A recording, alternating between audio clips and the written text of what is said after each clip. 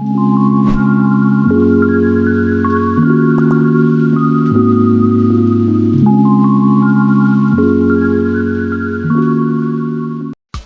KK fam. So me, I do not like pepper at all, but I love pepper soup. This is the ultimate comfort food, the ultimate hearty food. That food that gives you that zing. You feel me? Whether the weather is hot, whether the weather is cold, you know. Anyway, so let's get into the cooking proper.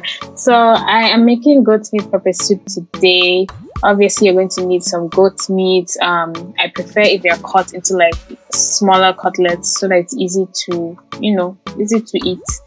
And then I actually used some smoked goat meat and some regular goat meat. So you start off with the cleaned, washed goat meat in the pot, and you add some onions, pepper, obviously.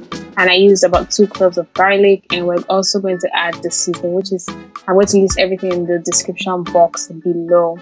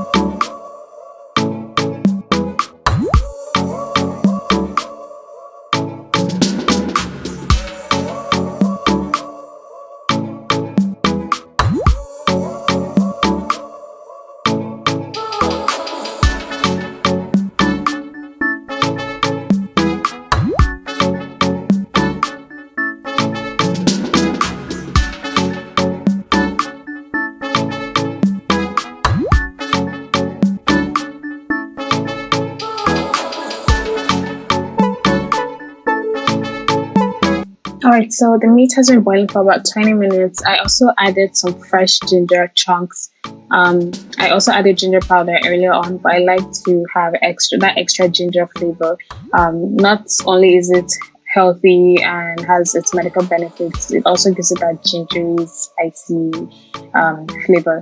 I also added 2 different pepper spices that my grandma mixed and prepared for me right from the village. Very, very lovely, I tell you. And so you just mix it together and you cover it up. I haven't added water as of yet. Let it boil together. Let the actual juice from the meat come out. Let it be extracted, okay?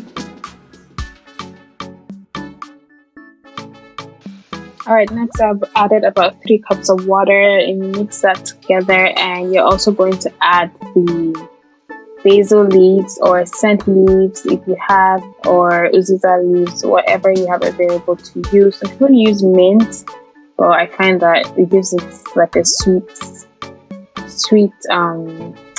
taste, and I don't really like that. So you just cover it and let it cook for another 10 minutes.